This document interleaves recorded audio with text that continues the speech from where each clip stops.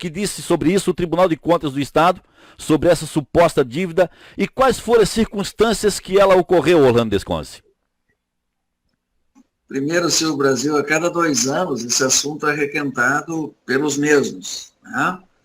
Com o intuito de me atacar, porque há cobranças feitas pelos vereadores da oposição, especialmente da minha bancada, e aí há ao invés de responder, nego, inclusive, o envio de requerimento para que sejam respondidos, enquanto eu, quando prefeito, tinha que responder todos os requerimentos dentro do prazo de 30 dias, e não eram poucos, né? Eu tinha 2 vereadores de 10, nunca tive maioria na Câmara de Vereadores, eu nunca tive uma denúncia de corrupção durante o meu governo, eu nunca tive um pedido de CPI, e eu fiquei os 4 anos com 2 vereadores da base, com o professor José Albino e o Padilha, e depois o professor José Albino e o Paulo Paim.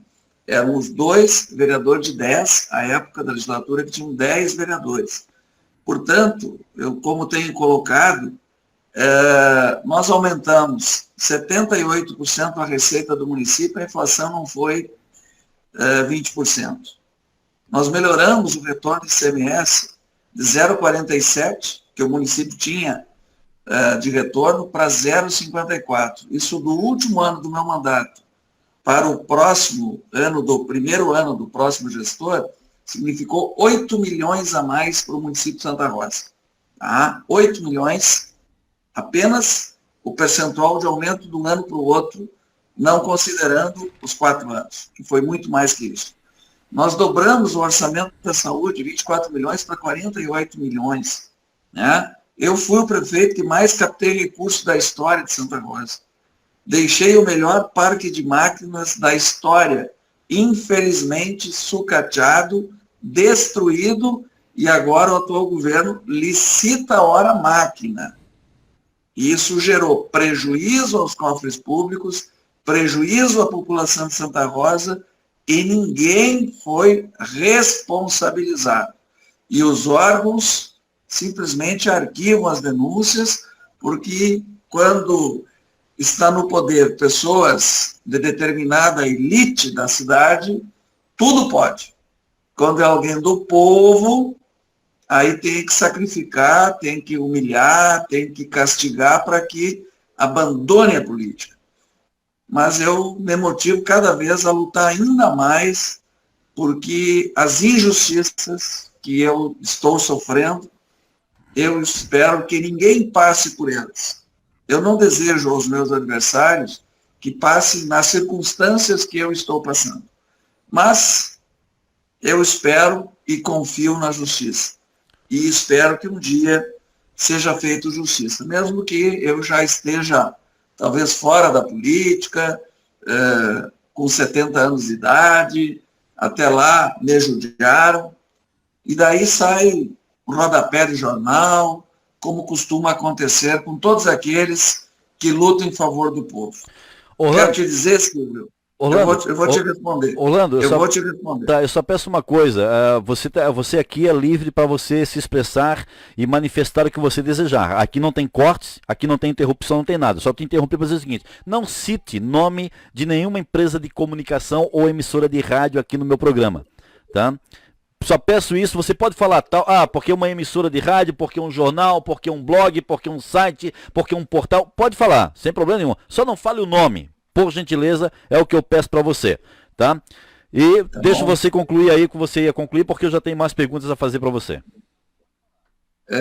Com toda tranquilidade, eu posso dizer que, para quem não sabe, se você consultar todos os ex-prefeitos, todos, de alguma maneira, tiveram glosas em alguma situação, praticamente todos os anos, a partir do Tribunal de Contas. Eu tive as contas aprovadas, tá? O parecer foi de aprovação de contas, diferente do que a pessoa se expressou publicamente, a que me atacou, né? Eu tive o parecer de aprovação das contas apenas com uma glosa em 2010. A que se refere essa glosa? uma contratação de uma empresa, não tem nada de ilegal na contratação da empresa. A empresa tinha notório saber, tinha trabalho realizado nesta área, tinha profissionais capacitados, realizou o trabalho, entregou mais de 1.000 páginas à Receita Federal.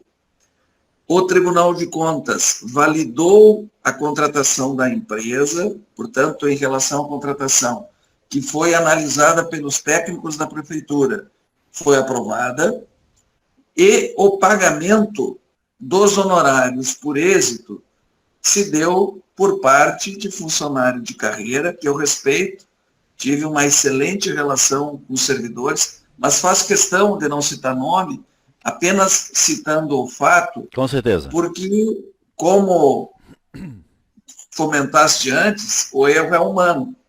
E uma pessoa de boa fé, que é de carreira, que não tem filiação política com os partidos que compuseram o meu mandato, não teve, né, nenhum CC ou FG no meu mandato, ela era a pessoa responsável da secretaria que correspondeu este pagamento a analisar o contrato.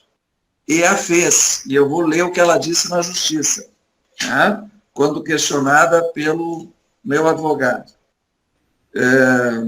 Você teve conhecimento ou atuou na liquidação do empenho da empresa que fez o Bernardo Vidal? Testemunha disse, sim, a liquidação fui eu que realizei. O procurador perguntou se a rotina que ela acaba de nos descrever, quando recebeu, então, a documentação para pagar parte do contrato, teve alguma dúvida? Teve receio? Escreveu alguma ressalva? Se ela, como contadora, concursada do município, em algum ou outros casos, já eventualmente, na eventualidade de se deparar com algo que não concordasse, no sentido da forma contábil, se ela ressalvava para garantir a sua questão, enfim, a sua funcionalidade ali. Testemunha, sim, nós contadores e técnicos costumamos fazer a ressalva quando se verifica alguma suspeita de alguma coisa que não concorda. A gente costumava fazer a ressalva, mas neste caso, tudo estava de acordo com o contratado. Não tinha nada que dissesse diferente, que pudesse aparecer alguma desconfiança, alguma coisa. Estava tudo de acordo com o que dizia o contrato. Não tinha o que nos questionar naquela situação. Aí teve mais uma pergunta, né? Se a conduta do prefeito Orlando, à época, se ela consentiu com algum momento, se ela foi chamada para que assinasse algum documento ou desacordo com a contabilidade ou desacordo com a legislação, e se por parte do gestor algum ânimo, né, de vontade, algum elemento para causar prejuízo para o serviço público, enriquecimento ilícito de sua parte ou do dano ao patrimônio, ela afirmou que não. Nunca falei sozinho com essa funcionária, né? E como disse, ela ocupou cargo de confiança, inclusive, na gestão posterior à minha. As 3 pessoas que foram testemunhas ou foram cargo de confiança na gestão posterior à minha, ou são na atual, são de carreira, todos eles, e nenhum deles eu conversei antes da audiência, porque não precisava, só precisava que prestassem um depoimento falando a verdade. E assim fizeram, do meu ponto de vista. Retrataram a realidade de como é que se procedia dentro da prefeitura. O contrato realizado pela gestão municipal, autorizado pelos advogados, previa êxito de 18% em cargos, contribuição sobre cargos eletivos, e tinha mais 3 itens. O trabalho foi feito e entregue à Receita Federal. Durante 2 anos, a Receita nunca disse que o município estava errado, nunca emitiu qualquer sinalização ao município de que ali poderia ter algum erro, só apenas no final do meu mandato, no último ano, lá por maio, já no período pré-eleitoral, aconteceu uma notificação que houve o recurso, foi julgado 4, 5 anos depois, de forma administrativa. O que o município nunca teve nenhuma negativa pendente, né? A Receita é muito hábil na cobrança. Se houvesse o entendimento que o município tivesse inadimplente, haveria o não fornecimento das negativas para a contratação por parte do município, que não houve. Havia um entendimento superior à época de que esse valor não deveria ser pago e poderia ser compensado administrativamente. Houve uma alteração de instâncias superiores posteriormente, se não me engano, em 2011, e a partir disso, então, houve a mudança de interpretação por parte da Receita.